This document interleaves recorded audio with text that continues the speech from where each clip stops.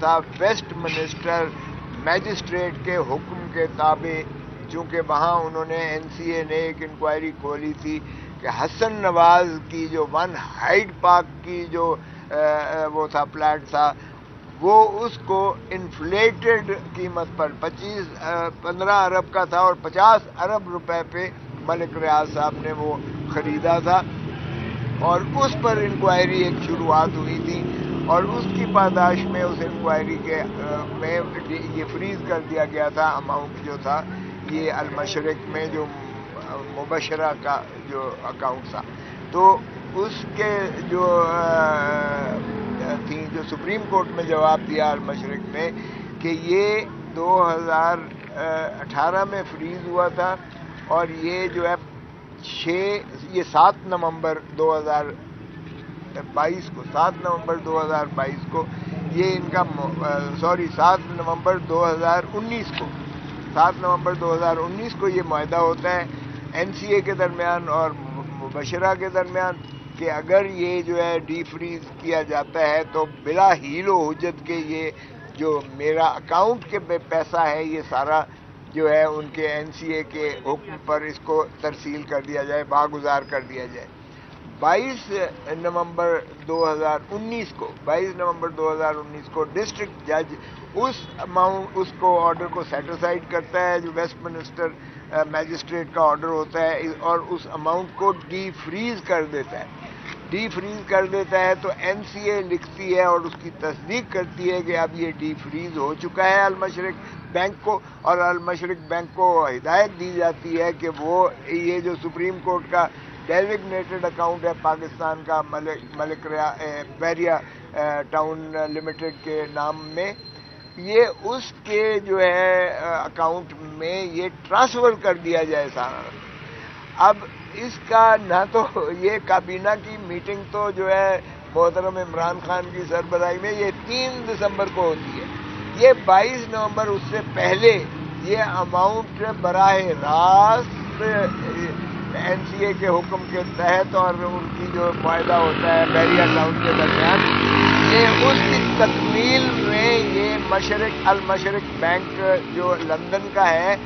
وہ اماؤنٹ ترسیل کر دیتا ہے سیدھا سپریم کورٹ کے ڈیزگنیٹڈ جو اکاؤنٹ ہے رجسٹرار نے کھولا ہوا ہے. تو اس میں نہ کہیں حکومت پاکستان کا دخل عمل ہے،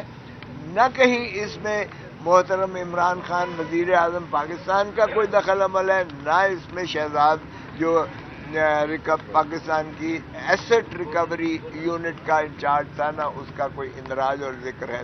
اس معاملے میں. تو میں نے یہ کہا کہ جناب جب سیدھا UK سے اماؤنٹ سیدھا جو ہے سپریم کورٹ میں آ رہا ہے اور سپریم کورٹ اس کی تکمیل میں جو حکم سپریم کورٹ نے جاری کیا تھا بیریا ٹاؤن لمیٹڈ کے جو ان کے ذمے جو ٹھہرایا گیا تھا نادہند ہونے کا جو ذمہ دیا گیا تھا کہ انہوں نے یہ جو رقبہ سندھ میں جو بیریا ٹاؤن کے لیے خریدا ہے اس کی قیمت انہوں نے کم ادا کی ہے حکومت کو، اس لیے ان کے ذمے وہ قیمت لگا کر اور باقی کی قیمت کہا گیا کہ آپ جمع کروائیں، اور سپریم کورٹ نے اس کی عملداری کے لیے ایک اکاؤنٹ بھی کھولا اور رجسٹرار کو حکم دیا کہ رپورٹ کرتے جائیں. اس میں جب براہ راست ان کے درمیان ایک معاہدہ ہوتا ہے تو اس میں کیبنٹ کی تو 3 دسمبر 2019 کو جو میٹنگ ہوتی ہے اس میں صرف وہ اکنالج کیا جاتا ہے کہ پاکستان میں یہ اماؤنٹ جو ہے آئی ہے، جبکہ پاکستان کو اس وقت سخت فورن ریمیٹنسز کی ضرورت تھی. یہ پاکستان کے اسی اکاؤنٹ میں آیا جو رجسٹرار کے پاس ہے، جس کی آج بھی جو یہاں ہم کھڑے ہیں آج بھی تاریخ تھی وہاں سپریم کورٹ میں اس امپلیمنٹیشن کمیٹی کی، کیونکہ سپریم کورٹ اس کو اوور سی کر رہی ہے کہ کیا ملک ریاض کے ذمہ جو واجبات ہیں وہ ادا کیے گئے ہیں یا نہیں کیے گئے. تو اس میں یہ القادر یونیورسٹی کا جو کیس سو کالڈ بنایا گیا ہے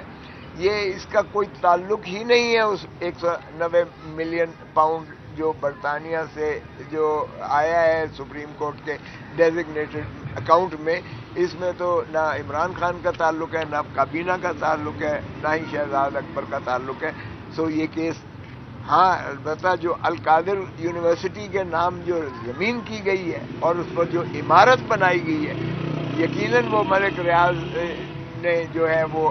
کی ہے، اور وہ یونیورسٹی آج بھی فنکشنل ہے، 107 بچہ پڑھ رہا ہے اس میں، اور اس میں جو ہے ظاہر ہے کہ اگر اس طرح سے جو ہے آپ کریں گے تو وہ، میں نے یہی کہا کہ جناب اگر ان کو زیادہ وہ ہے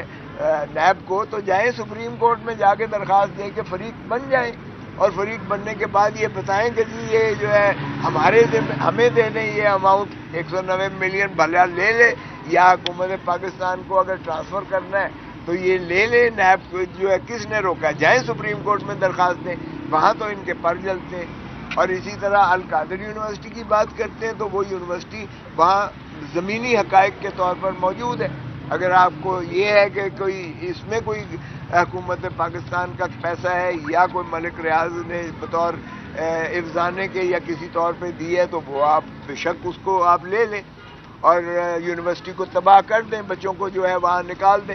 لیکن اس طرح سے جو آپ نے یہ حرکت یہ کر دیں کہ ان کو دی ہے نیب کو، اب اس وقت کیفیت یہ ہے کہ لوگوں نے ڈونیشن دینا بند کر دی ہیں، اور یونیورسٹی کے طلباء جو ہے وہ اس اذیت سے گزریں گے جس میں اساتذہ کو تنخواہ دینا ممکن نہیں ہوگی، اور یہ مفت تعلیم ان کو دی جا رہی ہے، رہائش ہے، ان کا خوراک ہے، ان کا سارا کچھ جو ہے ہر چیز مفت دی جا رہی ہے، تو پھر ظاہر ہے کہ